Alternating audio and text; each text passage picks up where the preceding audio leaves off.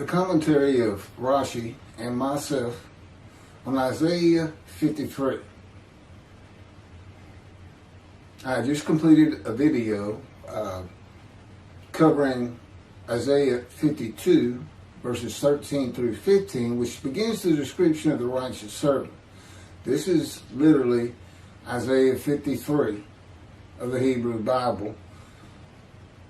In addition, and that was commentary of myself and Rashi, he does not comment on verse 1 of Isaiah 53. And I went through that of my own in the previous video. So I'm picking up on verse 2 of Isaiah 53, and it begins with Rashi's commentary. Rashi is using a version of a translation of the Hebrew Bible from Shabbat.org, where you can also find his commentary. I haven't changed anything. So I'll begin with his commentary in midrash form, followed by my own, and I will repeat verse 2, but it will be with the Jewish Publication Society's translation of the Leningrad Codex, begun in 1956.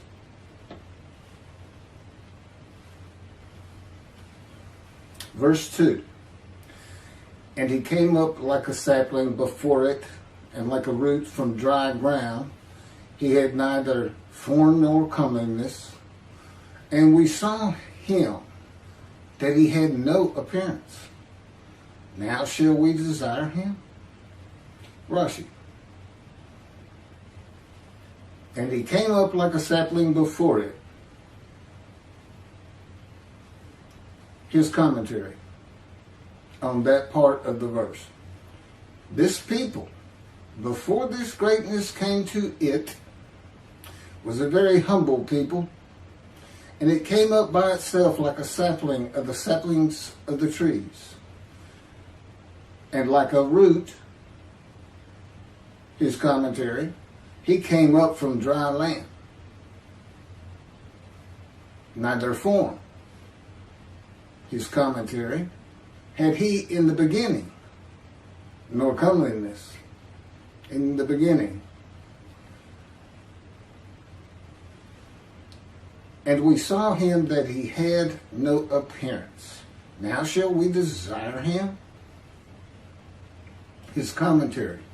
And when we saw him from the beginning without an appearance, how could we desire him?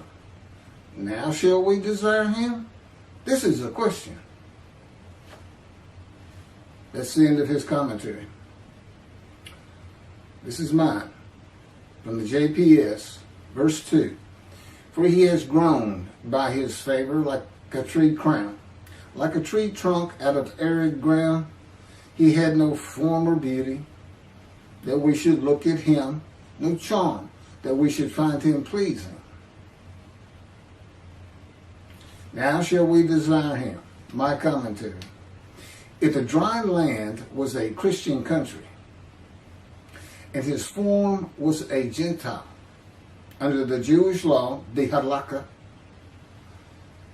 in the beginning, would he be attracted to the Jewish people? Not at all. But if he comes from a Christian country with God to Israel and converts Orthodox to Judaism and becomes an Israeli citizen, the answer is yes, he would be. Rashi on verse 3, despised and rejected by men, a man of pains and accustomed to illness, and as one who hid his face from us, despised, and we held him of no account.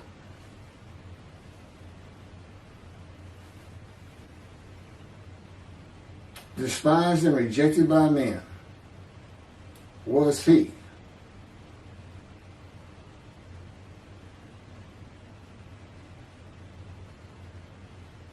Okay, was he is the beginning of his commentary. Despised and rejected by men, his commentary. Was he. So is the custom of this prophet. he mentions all Israel as one man. Example, 44 verse 2. Fear not my servant Jacob. 44 verse 1. And now hearken, Jacob my servant. Here too, chapter 52 verse 13. Behold, my servant shall prosper. He said concerning the house of Jacob. A Hebrew word is an expression of prosperity. From 1 Samuel chapter 18 verse 14. And David was successful. Again, a Hebrew word in parentheses. In all his ways. And as one who hides his face from us. His commentary. Because of their intense shame and humility, they were as one who hides his face from us, with their faces bound up in concealment, in order that we not see them, like a plagued man who hides his face and is afraid to look. My commentary, verse 3. He was despised, shunned by men, a man of suffering, familiar with disease. As one who hid his face from us, he was despised. We held him of no account. Despised, shunned by men. My commentary. He will be despised and shunned and held of no account simply for declaring that he is the Lord's righteous servant, described in Isaiah 53. Christianity, with God's wrath passed to them, and the rabbis reckoned with and dismissed, quote, shall see what has not been told them, shall behold what they never have heard. That's from Isaiah 52:15. That is part of the lead-in to the description of God's righteous servant. Gentiles will despise and shun the man who startles nations and silences their leaders, who are, by the way, the witnesses, according to Jews for Judaism, these kings and these leaders, for announcing that he is the anointed one the Jewish people had been waiting for, and that Jesus cannot be the man described in Isaiah 53. The Jewish people will despise and shun him for the reason they expect and have been taught. The anointed one is Jewish, not a Gentile, and the era of exaltation, redemption, and restoration they have been taught will not be occurring. It is the nature of people to reject, despise, and hold of no account a man who has no visible proof to substantiate his claims that God speaks to him as God spoke to Moses. That he is a man prophesied to come in the Hebrew Bible. That he is a messenger and deliverer of covenants of God. That the Spirit of the Holy God has alighted upon him. And that he offered himself for guilt to God.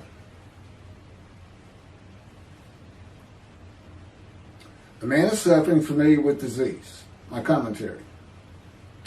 God's righteous servant will be a man who has a life full of injuries and wounds, accustomed to illness and disease, who hid his face from us. He was despised. We held him of no account. My commentary. A man who is despised and held of no account is not going to go out among the people until the perception of him changes. And he is asked to. Rashi says, because of their intense shame and humility, they were as one who hid his face from us, with their faces bound up in concealment, in order that we not see them, like a plagued man who hides his face and is afraid to look. When have all of the Jewish people as one man been intensely ashamed of being Jews? I'd like to hear the answer to that. When have they bound their faces in concealment that the people not see them? I'd like somebody to tell me that. The world often secluded them in ghettos, but that is the shame of the Gentiles, not God's people. And it most certainly was not all of them. Rashi on verse 4. Indeed, he bore our illnesses and our pains. He carried them. Yet we accounted him as plagued, smitten by God, and oppressed. Rashi. Indeed, he bore our illnesses. Hebrew, a Hebrew word, an expression of but in all places. But now we see that this came to him not because of his low state,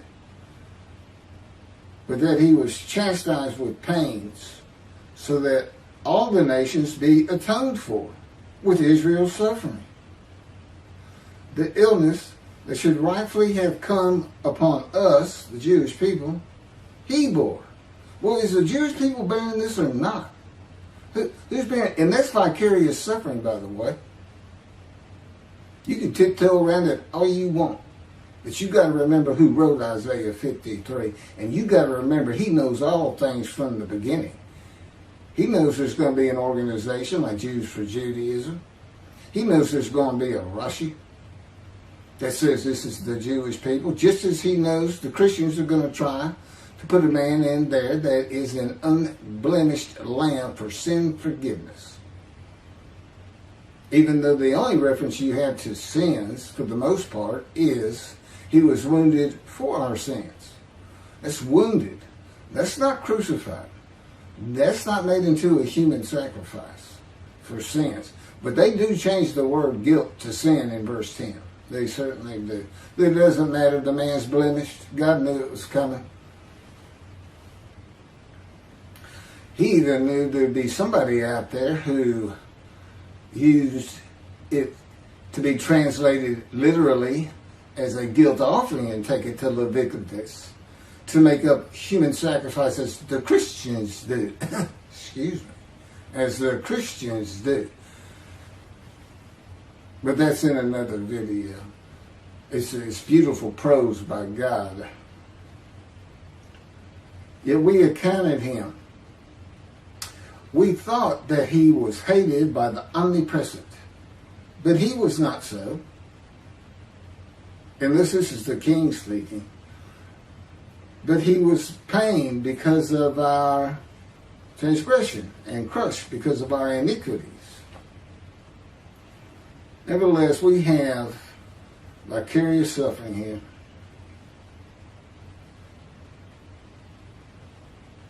But that he, Israel, was chastised with pains, so that all the nations be atoned for with Israel's suffering. God's teaching is one man cannot bear the sins of another. You can't atone for somebody else.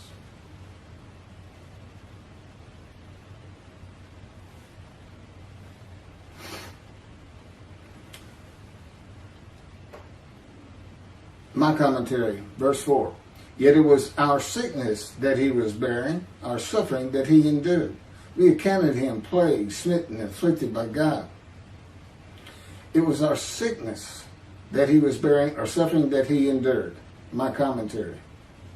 The sickness is not being righteous. The witnesses suffer the sickness of not being righteous and not being in right standing with God. God's righteous servant, which is what this story is all about. You start with the problem. You come up with the resolution. The problem is unrighteousness, and the man described becomes the righteous servant of God who makes the many righteous with his knowledge. However, he has to be prepared. He has to be prepared. And this is where Ezekiel becomes the key to Isaiah 53. You can see God sees him and take him through a fire refinement. And he tells Ezekiel, I'm going to make your forehead like adamant, hard as flint. because of the people I'm sending you to be a prophet for, the exiles of Assyria and Babylonia. God's righteous servant suffers by the chastisement, punishment, bruising, crushing, maltreatment laid on him by the words and power of God, who afflicts him with disease, affliction, to make him suitable for his purpose that might prosper. A purpose includes his righteous servant making the many righteous by his knowledge, and the building of the third temple. If Israel's the Jewish people, I'd like to know why they haven't built God's house for him. Why do they sit back and let Islam sit on the Temple Mount of the holy God of Israel? It's a very good question. The righteous servant bearing up to this fire of refinement is bearing the illness and pain of unrighteousness of the Jewish people to be recognized as a prophet. That in and of itself will draw the Jewish people back to Judaism, recounsel the families one to the other, and make the many righteous. And that's Elijah. Again, the purpose of the man described in Isaiah 53 is the same purpose of Elijah in Malachi 3. If it's going to describe any man, and particularly from the Hebrew Bible, or even the biblical times, it's Elijah. You don't have to open it up to someone outside of the Bible like, I don't know, Jesus. We accounted him as plagued, smitten, and afflicted by God. My commentary. Plague means to cause worry, pain, or difficulty to someone or something over a period of time. Smitten in biblical times meant struck, as with a severe hard blow. Afflicted means grievously affected or troubled, as by a disease.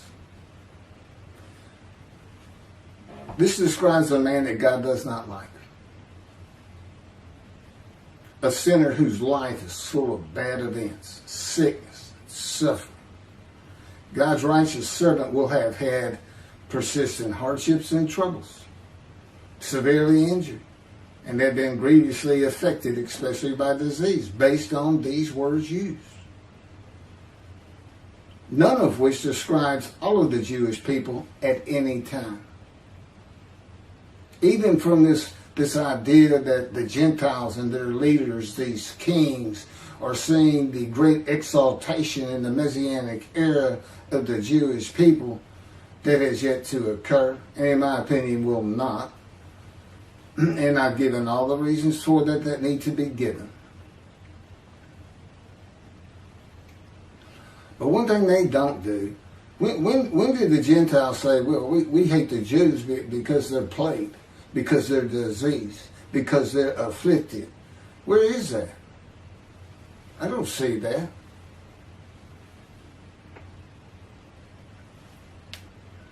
Rashi on verse 5, that he was pained because of our transgressions, crushed because of our iniquities, and the chastisement of our welfare was upon him, and with his wound we were healed. Rashi, the chastisement of our welfare was upon him. His commentary. The chastisement due to the welfare that we enjoyed came upon him. For he was chastised so that there be peace for the entire world. Now here's a man who's being chastised and wounded to atone for the sins of the world. By Rashi. This is my commentary. But he was wounded because of our sins, crushed because of our iniquities. He bore the chastisement that made us whole. And by his bruises we were healed. The book of the Ezekiel, again, is the key to understanding Isaiah 53.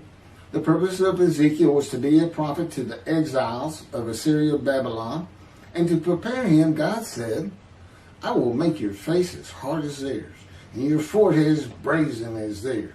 I will make your forehead like adamant, harder than flint. Do not be dismayed by them.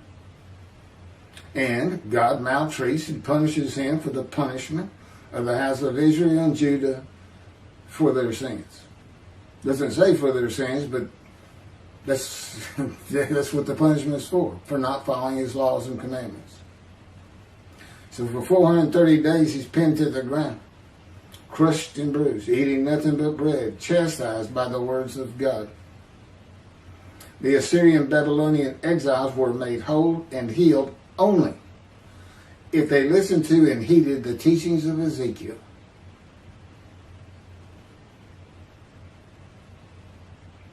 Of repentance and restitution.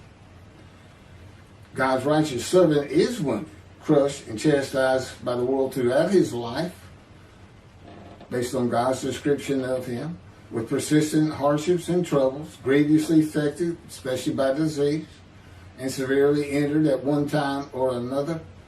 They would be smitten, as much as anything, the hard blow. A man of many bruises and scars. Oftentimes the Christians will say, by his stripes we are healed, which would be a reference to the marks left by the whips and the scourging and the passion of the Christ. And I would say it's scars. These are the qualities that identify him as God's righteous servant who makes the many righteous. Then to make him suitable for his purposes, God punishes the righteous servant, the man described, chastises, maltreats, crushes, and bruises him in a fire of refinement, to make this Gentile's face as hard as the Jewish people. His forehead is brazen as theirs, his forehead like adamant, harder than flint, so that he will not fear the Jewish people or be dismayed by them. The righteous servant bearing up to this fire of refinement is bearing the unrighteousness of the Jewish people to be recognized as a prophet of God. But it's just figurative language. I'm having to go through this trauma that he puts upon me for 13 years so that I can be suitable to do the things I'm doing right now. And yet it still hasn't stopped, not by any stretch of the imagination. He's still not working me over. But it's to deliver the covenant. You're forgiven. Everybody is sin free. Now, you got to be in right standing. That's the new part of the teaching. You've got to be observant Jews. You have to study Torah with all you have and show God how much you respect him, that you're back, that you did what you said you're going to do, unlike this false idol, Jesus the Christ. And that falls into what Elijah's supposed to do, bring the families back together, one to the other.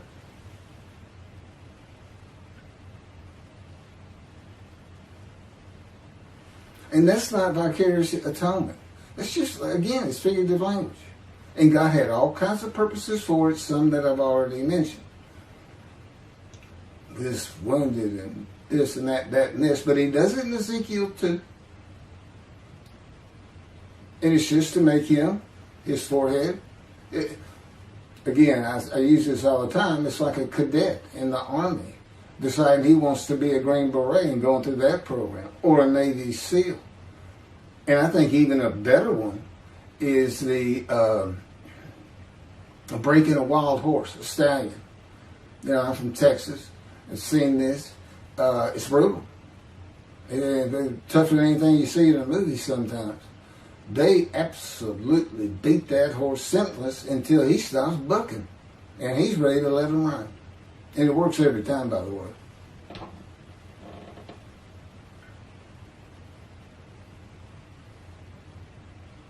Rashi says, indeed, he bore our illness, an expression of but in all places. But now we see that this came to him not because of his low state, but that he was chastised with pain, so that all the nations be atoned for with Israel's suffering. That's vicarious suffering. That's against God's teachings. So he's using human beings for sacrifice, especially 6 million of the Holocaust, calling them guilt offerings. That guilt is translated, God chose to crush him for disease, that he offered himself for guilt. That's the translation. It is not literally retranslated by Tobias Singer to be guilt offering. Let's go to Leviticus. You think I'm hot about it. God is hot about it. I'll just use that word. The illness that should rightfully come upon us, he bore. So again, this is the kings looking at the Jews. They are now exalted, held high. The world is speaking Hebrew. The descendant of David, the king Moshiach, has gathered his kingdom, and now these witnesses. In some particular order, I'm not quite sure. They don't make it clear, these people who say this description of God's prophet like Moses in the day of the Lord is all of his chosen people. This says that God chastised, which means to discipline, especially by corporal punishment. I usually think of chastise as just being verbal, but I looked it up, especially by corporal punishment, all of the Jewish people, so that all of the Gentiles will be atoned for their sins for Israel's suffering. This is the ideology of the Christians.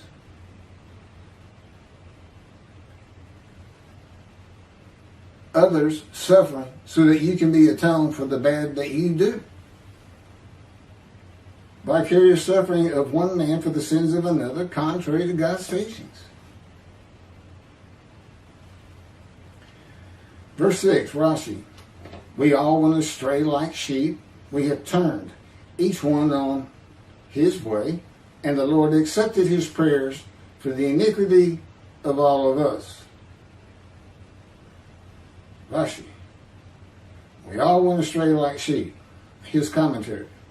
Now it is revealed that all the heathens, nations, there would be Gentiles, had erred, accepted his prayers. He, God, accepted his prayers and was appeased concerning the iniquity of all of us, that he did not destroy.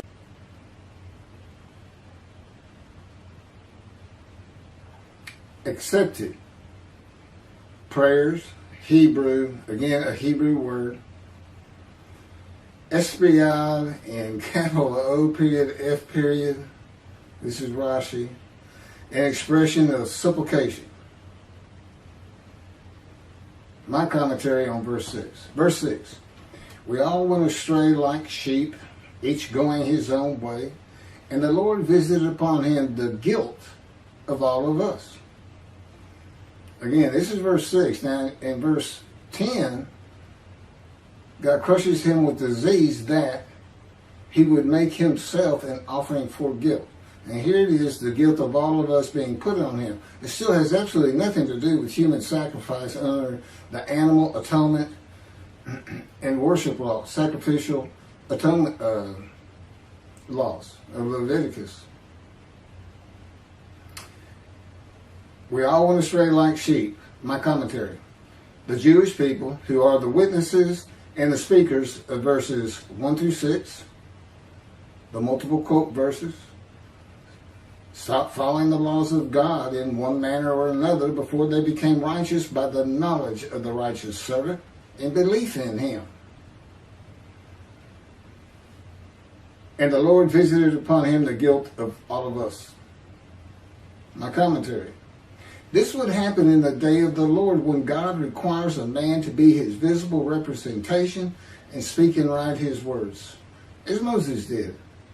In the day of the Lord, a Gentile is tested by God, and upon passing the test, the man becomes the righteous servant, David, Elijah, and the prophet like Moses. He accepts God's offer of possibly having long life after being crushed with disease in return of his offering of himself for guilt. It's a covenant between the two. A covenant between the God of Israel and the Gentile. The guilt of the witnesses visited upon him. Figurative language. You can't. How do you take somebody else's guilt and put it on another person? You can't do it. The guilt they have for sinning and emotion. Quote. This is from. I'll let you know in just a second. Taking the mantle which had dropped from Elijah, he, that would be Elisha, his attendant, struck the water and said, "Where's the Lord, the God of Elijah?" And again, Elijah is a Gentile. He's an inhabitant of Ramoth Gilead. That's Arab Assyrian territory. And he's a Tishbite. There's no Tishbites in the genealogy that we have of any of the tribes. There's no such clan. And that's what, every time you see his name, it's the Tishbite. Sometimes the Tishbite inhabitant, which doesn't mean he came from there. It means he lives there. Even though he was with God for quite a number of years, doing tasks as a man and divine beings. As he too struck the water, it parted to the right and to the left, and Elisha crossed over. It's 2 Kings chapter 2, verse 14. Where's the Lord, the God of Elijah? Elisha is the only person in the Hebrew Bible to refer to God as the God of Elijah rather than the God of Israel, or the God of Abraham, Isaac, and Jacob. The God of a single Gentile.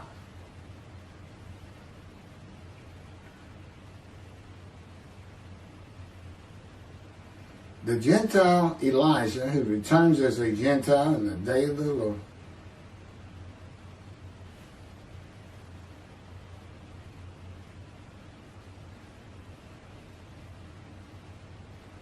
Okay, this is the last of the verses by the witnesses of God's righteous servant. The second speaker of Isaiah 53 is Isaiah himself, the prophet, in verses 7 through 10. The importance that God would have this account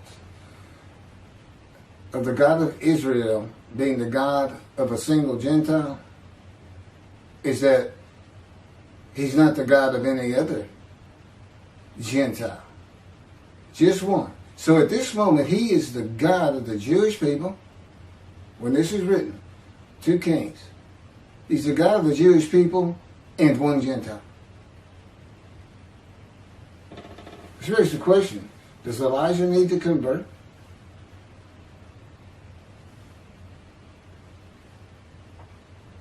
You have to think that one through. Rashi on verse 7. He was oppressed and he was afflicted, yet he would not open his mouth.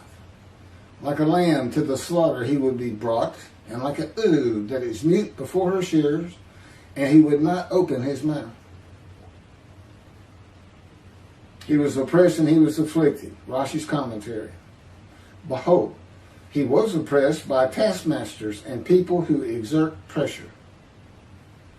And he was afflicted. Rashi's commentary. With verbal taunts, Sephardic and OF. Yet he would not open his mouth. He would suffer and remain silent, like the lamb that is brought to the slaughter, and like the ewe that is mute before her shearers. Have the Jews always been silent? I haven't noticed that. They seem to speak their mind quite well. Even under pain of death sometimes. And he would not open his mouth. This refers to the lamb brought to the slaughter. But it's a metaphor for it.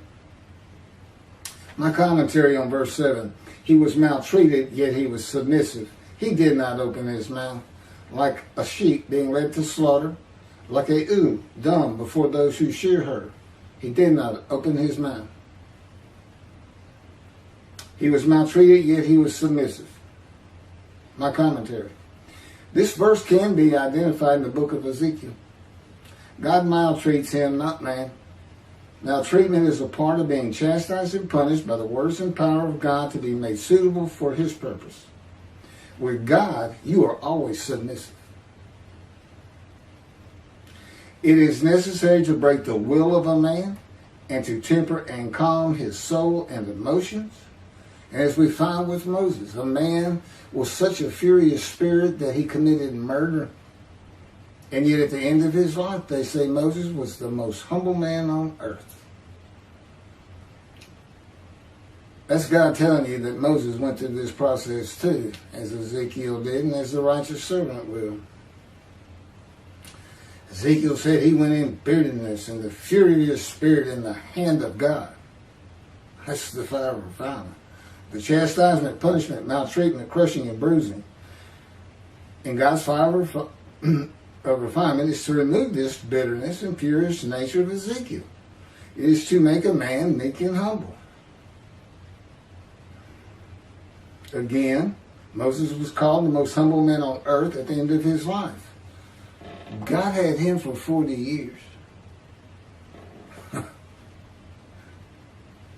He did not open his mouth. Ezekiel was sent to his house, and God bound him with the cords of his power so that he could not go out among the people. To the people, Ezekiel was silent as a lamb.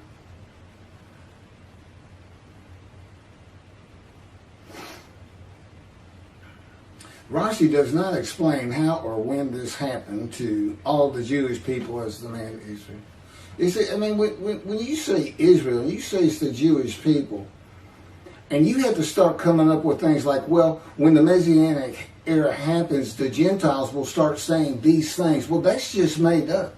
Just for Judaism doesn't know what the leaders of the Gentile nations are going to start doing when the Jews are exalted. As we already found out, the whole concept that the world is speaking Hebrew is based on a misconstruction, if you want to call it that, of Zephaniah verse 9. Because verse 8 says, God says, I've got it in for the world when I come back. They're going to bear the passion of my fire. Now, how that's perfecting the nations, I don't know. But what Rambam did is he took this phrase in 9. God said, I will make them a people of pure speech. He said, oh, well, that's the people of the world. If the people of the world are speaking Hebrew, then they have accepted that the Jews been right all along about God. In other words, 2 billion Christians will toss out in this time to come of Jeremiah. Will say, we've been wrong about Jesus all along. He's a false God. Allah means God, but Islam will have to do the same thing. As we believe Allah, we throw that out and accept the God of Israel, based on making the people of a pure speech. And that's what he says. That's from him. He says all these things, and he says based on Zephaniah 9.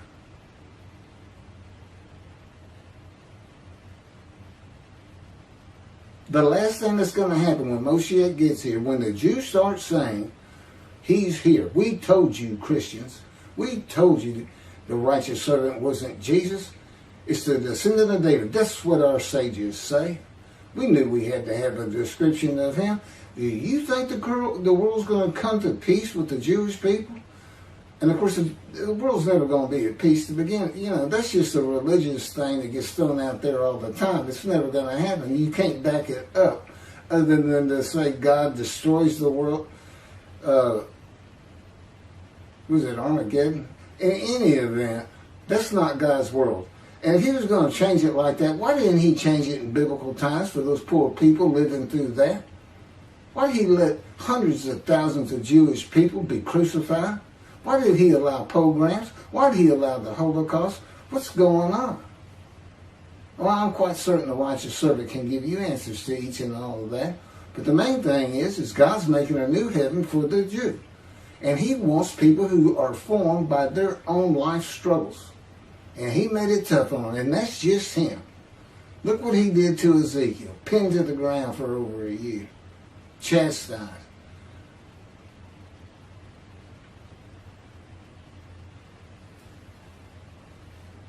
He wants the people to the end of time, I'm quite sure, to go through the struggles. He doesn't want a lovely heaven on earth, because now that means his heaven that he's creating, the spiritual heaven that we see in Ezekiel's chapter 1 and 10, is completed.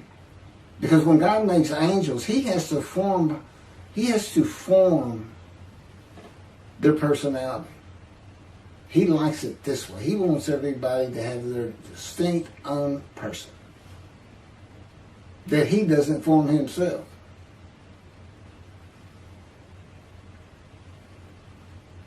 Verse 8, Rashi. From imprisonment and judgment he is taken, and his generation who shall tell? For he was cut off from the land of the living, because of the transgression of my people. A plague befell them. Rashi's, from imprisonment and from judgment he was taken. Rashi's commentary. The prophet reports and says that the heathens, nations, will say this at the end of days, when they see that he was taken from the imprisonment that he was imprisoned in their hands, and from the judgment of torments that he suffered until now. So the suffering of the Jews has now ended according to Rashi. Okay? And the nations now realize it was us that did it to them. Okay? And his generation, the years that passed over him, who shall tell? Rashi's commentary. The tribulations that befell him, for from the beginning he was cut off and exiled from the land of the living, that is the land of Israel, for because of the transgression of my people, this plague came to the righteous among them. My commentary. Verse 8. By oppressive judgment he was taken away. Who could describe his abode? For he was cut off from the land of the living through the sin of my people, who deserved the punishment. By oppressive judgment he was taken away. The oppressive judgment is being guilty and receiving a sentence of imprisonment in his home. Ezekiel, go to your house. And the maltreatment, chastisement, punishment, bruising, and crushing for the sins of the Jewish people. That was said just to infuriate Ezekiel, a priestly man, a Levite, I believe. And it's figurative language. Until suitable for God's purpose. What's the purpose? To be the righteous servant, have the knowledge for it. To heal those witnesses, the Jewish people, who are just sick with what they've done with their lives, not following the commandments and laws of God. God is using the verses symbolically with the offering for guilt being shown as a guilty plea. This is another way to look at it. For being shown as a guilty plea before a judge of crimes not committed by the defendant. Who can describe his abode? This would be the jailer. The jailer is a spirit. A spirit seized me and carried me away. I went in bitterness in the fury of my spirit while the hand of the Lord was strong upon me. Ezekiel 3 and 14. The prison. And the Spirit entered into me and set me upon my feet. And he spoke to me and said to me, go, shut yourself up in your house. This is the prison. Ezekiel chapter 3, verse 24. The chains. As for you, O mortal, cords have been placed upon you, and you have been bound with them, and you shall not go out amongst the people. It's taken from the land of the living. Ezekiel chapter 3, verse 25.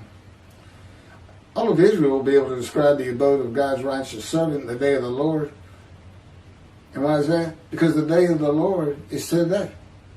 The Roman dispersal has returned. That's what Jeremiah 31 is all about. And from Jeremiah 31, you land right inside of Malachi 3, the day of the Lord. Everybody's going to know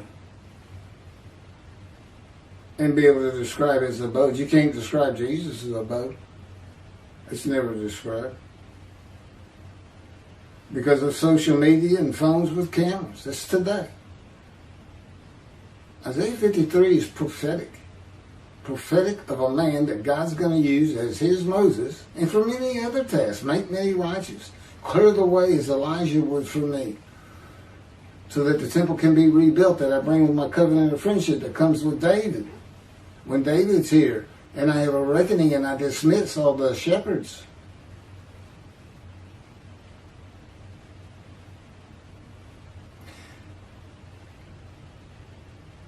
And there is an abode to be honored in Isaiah 11. Well, of course, Jews for Judaism, outreach Judaism, say Isaiah 53 has nothing to do with the anointed one, the Moshiach, the descendant of David from chapter 11. Has nothing to do with him. There is no description of him, according to Jews for Judaism and outreach Judaism, that God is just going to let y'all guess. Or as Rambam says, well, if he studies Torah, he just starts making things up. This isn't in the scripture. If he studies Torah all night, and he does this and he does that, and he builds the temple, then we shall know it is Moshiach. We should concern ourselves with Elijah? Who knows if he comes before or after David? We should study Torah. Utter destruction? Hello? I think it's important you find Elijah. I think it's important you identify him. You know what? Better have a description of him too. And anyone can be the prophet like Moses. That's based on his deeds. It's what he does. Primarily write the words of God, dictated to him as the Torah was. For he was cut off from the land of the living. Being cut off from something means you cannot have it or get to it. Cut off from the land of the living by a man given long life means cut off from society and the material things of the world.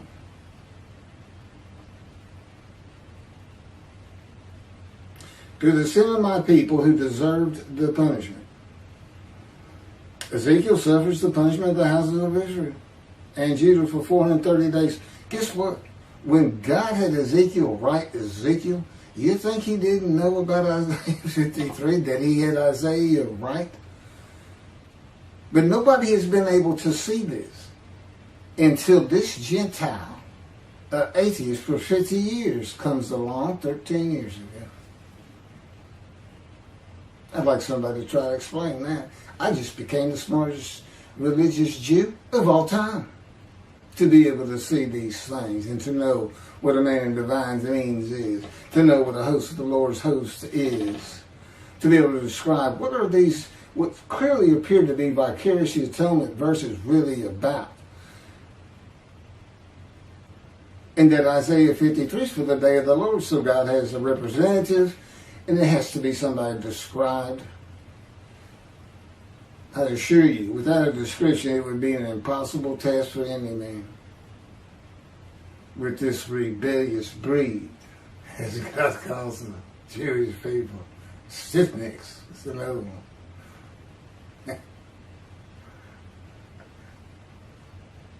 I tell God, yeah, that's pretty tough in my own right. He said, I'm well aware of that, Mr. Keith. There was no vicarious suffering. On and on. I'm back into Ezekiel here.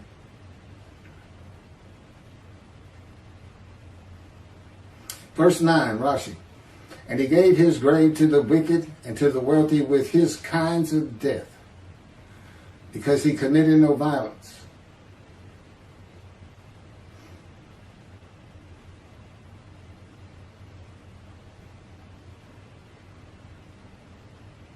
And there was no deceit in his mouth.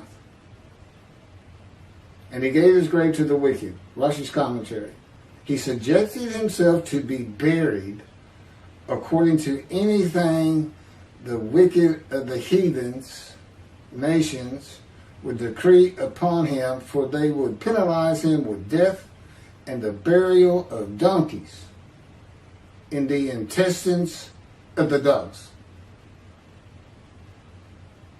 Did I mention that these rhymes were first meant for the people of antiquity? I don't know what they just said. I had no idea.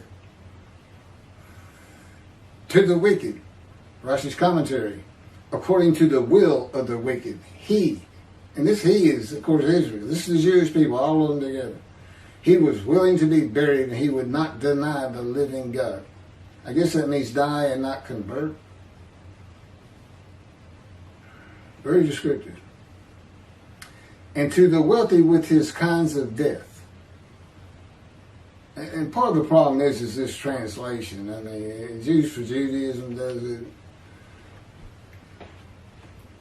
We have a modern translation, 30 years spent on it, starting from scratch at the oldest Hebrew Bible, the Leningrad Codex by the JPS. It's very good. It's very, very good. 30 years. There was Orthodox involved, Reform and conservative rabbis, linguists, professors from universities, people who spend their life at just this one thing. Translation.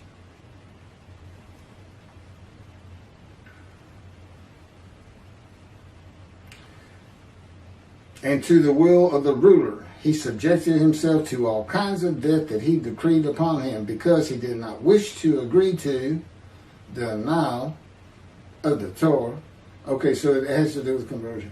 To commit evil and to rob like all the heathens, nations, among whom he lived. And there was no deceit in his mouth. Rashi's commentary. To accept idolatry, to accept a pagan deity as God. Okay. Verse 9.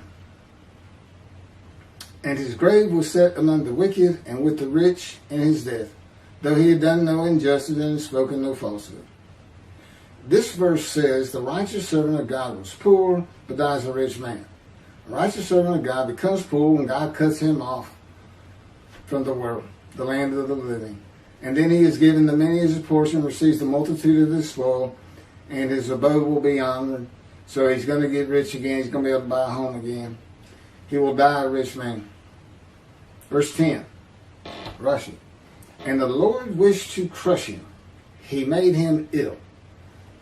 And again, he's exposed to death, so this illness has to be fairly severe. If his soul makes itself restitution.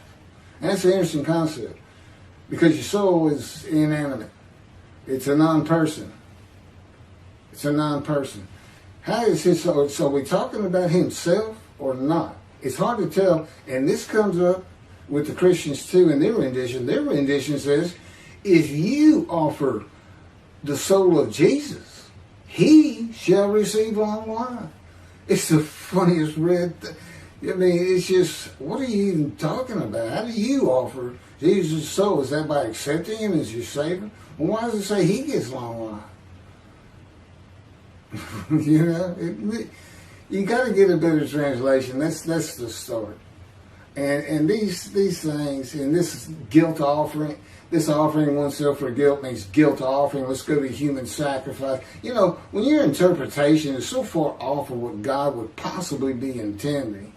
I mean, I can see what he would be saying, I suppose, is that God said, well, yeah, it was just for animals, but, you know, since I'm telling you it's a guilt offering for a man to scribe, and you say the man's Israel, well, it's okay to assume that this the sacrificial system that was done away with hundreds and hundreds and hundreds of years before, it's okay to resurrect it and think that's what I mean. Now, you know, at one point you got to say, look, some of these prophecies can't happen. And I've been going on and on about this with the Messianic era. You know, God can have other purposes. God can just be writing a poem that's uplifting. And it sounds like prophecy to you. It doesn't have to be. You know what prophecy is? I'm going to make a new covenant with you. When are you going to do it? Well, when I come back, when I send my angel, and I'll have my messenger with me so he can deliver it to you. I mean, you know, it becomes so easy. It becomes so easy to understand.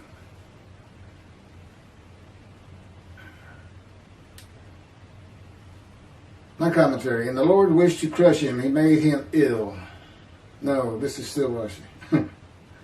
And God's purpose shall prosper in the hands. Rashi. And the Lord wished to crush him. He made him ill. His commentary. The Holy One, blessed be he, wished to crush him and to cause him to repent. Therefore, he made him ill. God comes with sin forgiveness, written. It's a new covenant. That is an amendment of the first covenant. If his soul makes itself restitution, etc. Rashi's commentary. Said the Holy One, blessed be he, I will see if his soul will be given and delivered with my holiness to return it to me as restitution for all that he betrayed me, I will pay him his recompense, and he will see children, etc.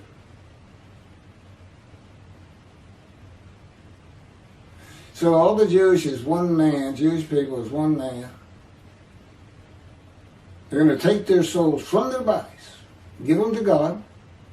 He's going to refine them and give them back. Say, okay, now we're even. That you had to go through that. Why else was that written? It's in quotes.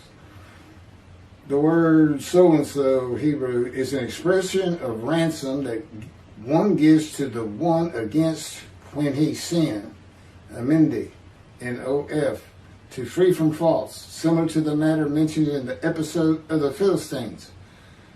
That's 1 Samuel chapter 6, verse 3. Do not send it away empty, but you shall send back with it a guilt offering.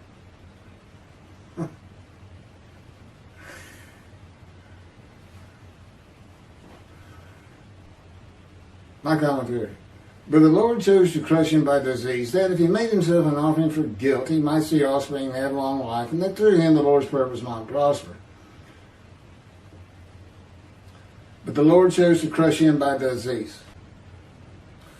God's righteous servant will be familiar with disease and his life crushed because of disease that he is afflicted with by the hand and power of God.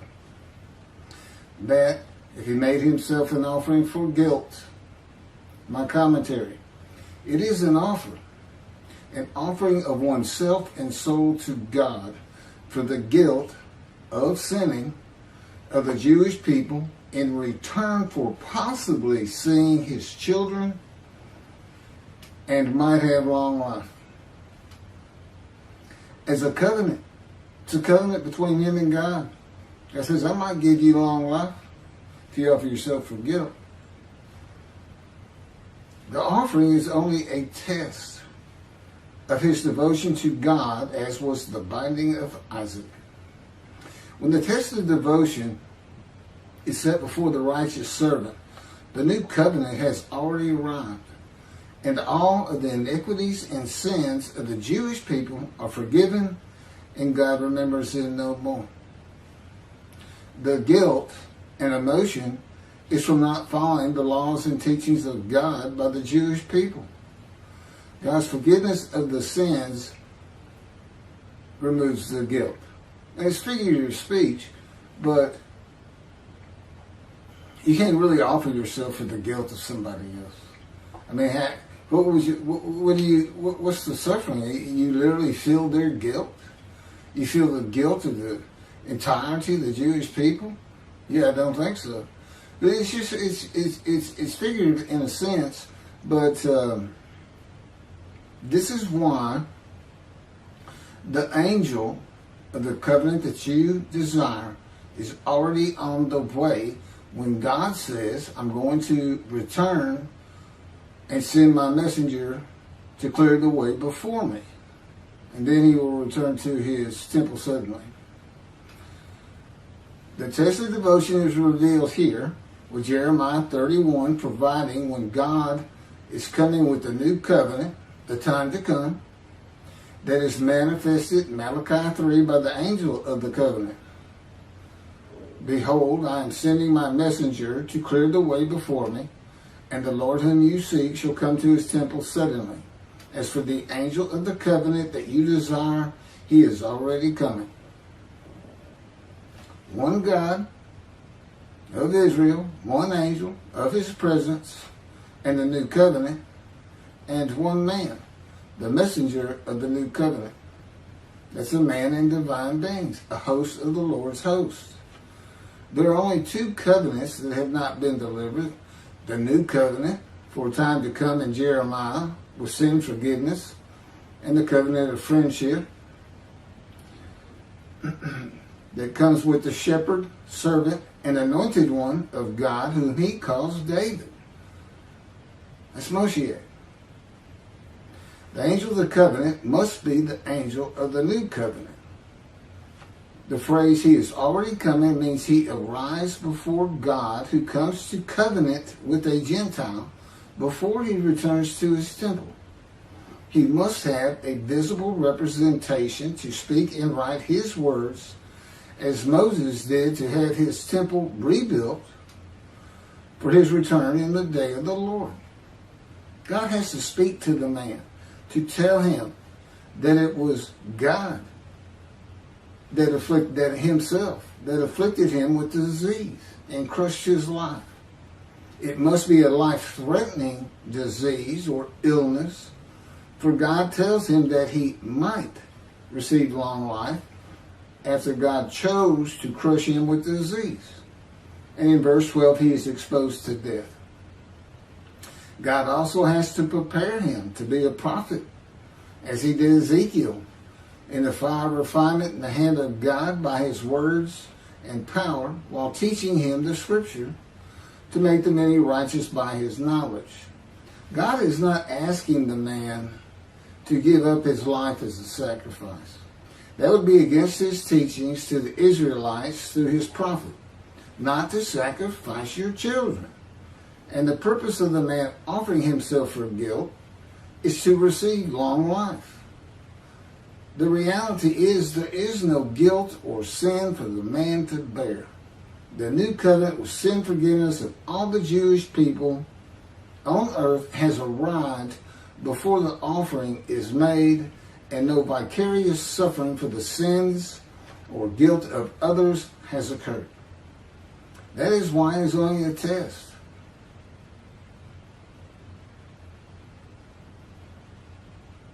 God removes the guilt. I didn't. By offering myself for the guilt of the Jewish people for their sins. I didn't bear it. What I bared was the fire of refinement to become the righteous servant, the prophet, Elijah, David, prophet like Moses.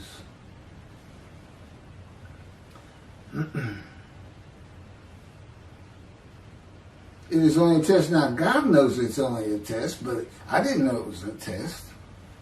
God knows this before he covenants with the man, a covenant that if he makes himself an offering for guilt, God might not let him die of the disease. A test of devotion, trusting that God will not let him die. God had Isaiah write Isaiah 53 just as he had Moses write the Torah, at his command and direction. The multiple purposes of how Isaiah 53 is written were no more possible for Isaiah to know than Moses could know the multiple purposes of the Torah and the 1,613 laws of God for the Jewish people derived from its books. Isaiah 53 was written with the knowledge of God that the Gentiles would take the book of the children of the book and call it their own. That's the Christians. That they would do it based on the animal, sacrificial, atonement, worship laws of the Torah. The primary purpose of verse 10 is not the test of devotion. It's to make certain that the animal, sacrificial, atonement, worship laws of the Torah cannot be used for the man described. It is the only reason God would crush a man with the disease to make him his servant. You cannot offer an animal with defect or blemish. So God blemishes the man. In addition, I was born with defect. You can't offer an animal that has the shoulder that I have and no right breast and withered arm. Defect and blemish, the blemish being the disease. Again, I feel every verse, and I'm the exact opposite of Jesus Christ. He's not disfigured, he's perfect.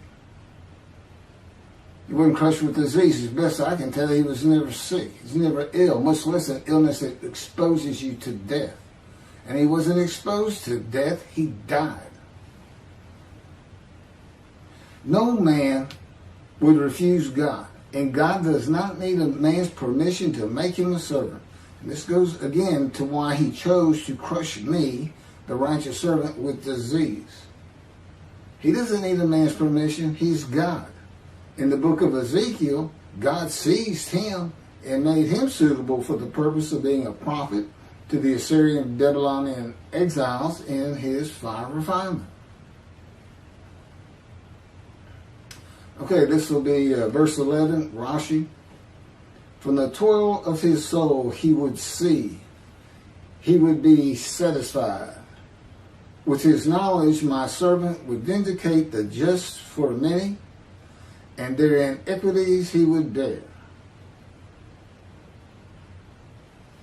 Rashi. From the toil of his soul he would eat and be satisfied, and he would not rob and plunder. With his knowledge would vindicate the just. Okay, and Rashi comments, my servant would judge justly all those who came to litigate before him, and their iniquities he would bear. Rashi's commentary, he would bear in the manner of all the righteous, as it is said, Numbers chapter 18, verse 1. You and your sons shall bear the iniquity of the sanctuary.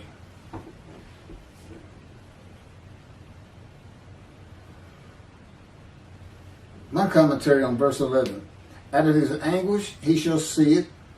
He shall enjoy it to the full through his devotion. My righteous servant makes the many righteous. It is their punishment that he bears. Out of his anguish he shall see it. My commentary. He shall enjoy it to the full through his devotion. My commentary. This is a reference to Isaiah chapter 11 verse 2, where one of the attributes of the Spirit that alights upon the anointed one is a spirit of devotion and reverence for the Lord. The anguish is the emotional and physical pain Ezekiel suffered, and us have suffered and continue to suffer by punishment and the power of God to be made suitable for his purpose. There's a lot more to that, by the way, but that's sufficient for what we're doing here. God's righteous servant, when he comes out of God's fire of refinement and the anguish of it, is devoted to God and will enjoy being the teacher of righteousness by his knowledge with long life. Knowledge a Gentile must be taught, not only of the Scripture, but of the Jewish people and their history, the Middle East, war, Israel and its government, and all else he may need to know, like Abraham, a stranger in a strange land of a strange language, and just as Ezekiel was given knowledge in his fire of refinement. Ezekiel says, God said to me, mortal, eat what is offered you. Eat this scroll and go speak to the house of Israel. So I opened my mouth and he gave me this scroll to eat. As he said to me, mortal, feed your stomach and fill your belly with this scroll that I give you. I ate it and it tasted as sweet as honey to me. Then he said to me, mortal, go to the house of Israel and repeat my very words to them. That's the way that you tell a story of teaching somebody knowledge and the words of God to be spoken to others in antiquity. I think we all know what he means. Eat this scroll, and it's great knowledge, and it's great to learn, Ezekiel says. My righteous servant makes the many righteous. It is their punishment that he bears. My commentary. God's righteous servant is a man of pain, suffering, and wounds throughout his life with persistent hardships and troubles, grievously affected especially by disease, and severely injured at one time or another, as though plagued, smitten, and afflicted by God. These are the qualities that identify him as God's righteous servant who makes the many righteous. It is this life that has prepared him to be the teacher of righteousness, and those who listen to and heed him and repent of their future sins, the new covenant having forgiven all past sins, in the practice of Judaism and returning to synagogue, or going to synagogue for the first time, are made righteous.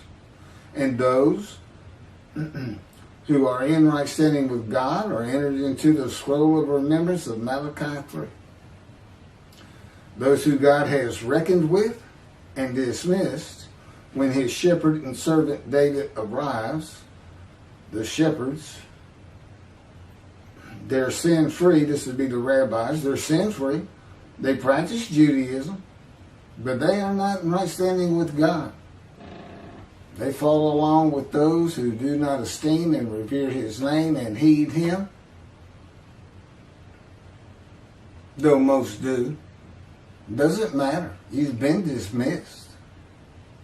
And part of it's for not teaching the reckoning and dismissal and teaching this ridiculous Messianic era and not putting your minds to what's been told to you in these books that God had me type.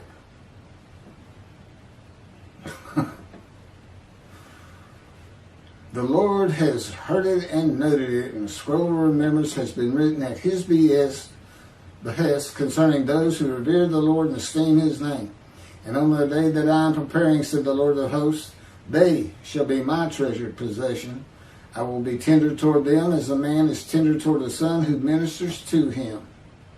It's Malachi chapter 3, verses 16 and 17. The scroll of remembrance is not the book of life. The day that I am preparing is the day of the Lord. A man who is tender towards a son who ministers to him, is a man who never wants to be without him. For behold, I am creating a new heaven and a new earth. The former things shall not be remembered. They shall never come to mind. Be glad then and rejoice forever in what I am creating. For I shall create Jerusalem as a joy and her people as a delight. Isaiah 65, verses 17 through 18. For as the new heaven and the new earth which I will make shall endure by my will, declares the Lord, so shall your seed and your name endure. That's Isaiah 66:22. The new heaven with the name Israel shall endure is heaven with the addition of the angels Israel, when this earth is no more. Heaven is only for the Jewish people.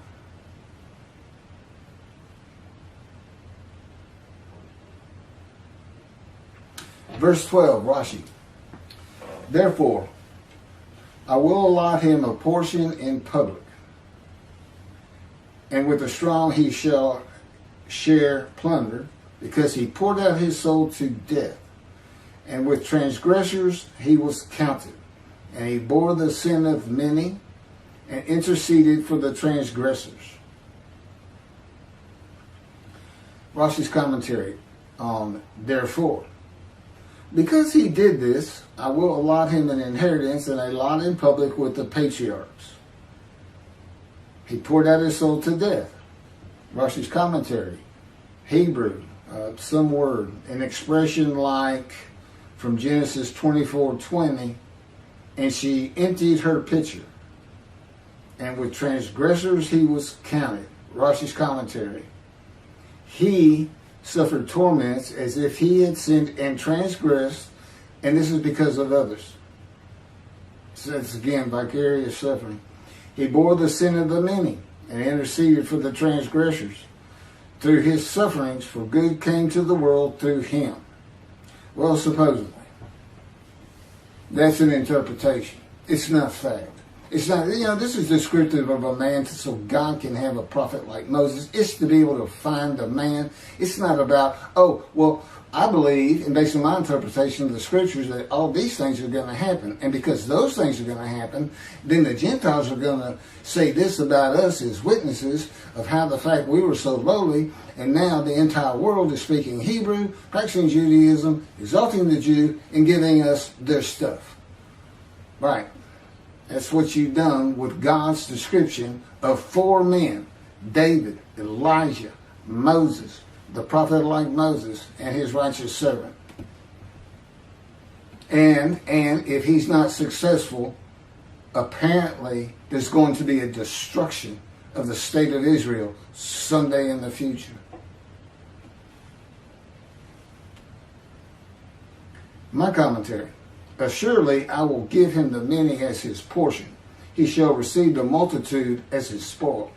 For he exposed himself to death and was numbered among the sinners, whereas he bore the guilt of the many and made intercession for sinners. I will give him the many as his portion. He shall receive the multitude as his spoil. My commentary. Those who believe in him and are made righteous.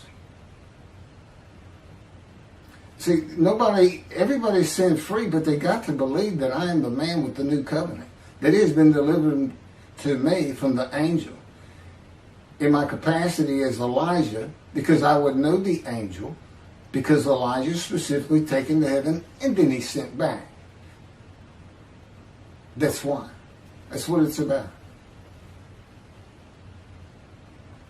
For he exposed himself to death. God's righteous servant is crushed with disease that exposes him to death, but given long life.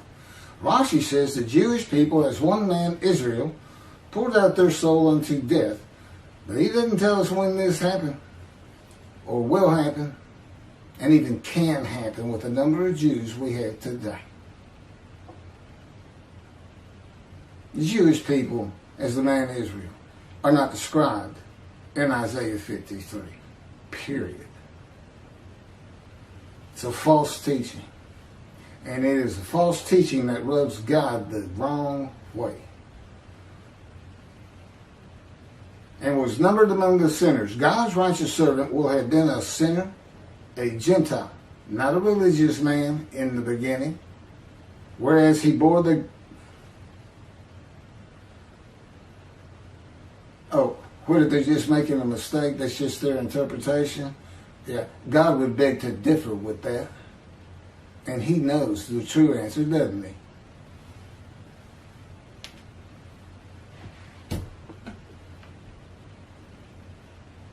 Rashi says, he suffered torments as if he had sinned and transgressed, and this is because of others. He bore the sin of the many. The Jewish people, as one man Israel, became Jesus. Now that's not just according to Rashi, that's according to Jews for Judaism too. Oh, they try to tiptoe around. They try to tiptoe around 53:10. But you can't do it. God had it written. And 11 and 12 for that matter. Bearing the sin of the many. You know, well, Jews for Judaism said, well, you know, what happened is that now that we've been exalted so high, everybody realizes our low stature was just to bear the suffering that they should be bearing. We should have all bared it together, but they didn't. So we did it by ourselves. And so they've been atoned by us. But that's vicarious suffering. You can't get around it. He tries and he tries and he tries and he can't do it. According to Rashi. This is why Rambam and many others would, and of course, Tovia Singer went Christian and decided to use human sacrifice. You know, the Christians only killed one of God's children as a human sacrifice. Tovia Singer killed 6 million as a human guilt offering. Blemished rams he's offering, apparently, with Hitler apparently being the righteous servant, because he got a portion, the hides of the Jewish people. I don't know. I don't know. I'm new to religion. Maybe that's acceptable ways to look at things or not think through what you're saying. I mean, who got the long life? I mean, you got to ask yourself questions. You can't just throw things out there. Not in my opinion. Not as Jews you can't. Now maybe Christians do, and they do. But God expects a lot more from you folks, especially your teachers. Especially. But of course they've been dismissed. We'll see which one of them's want to repent and atone. The Jewish people are not described. It is a particular man known in the Babylon Talmud as the leper scholar, a man to be the representation of God in the day of the Lord, speaking and writing his words as the prophet like Moses. Yep, got some interference out there, but I'm just now done. Thank you very much for listening.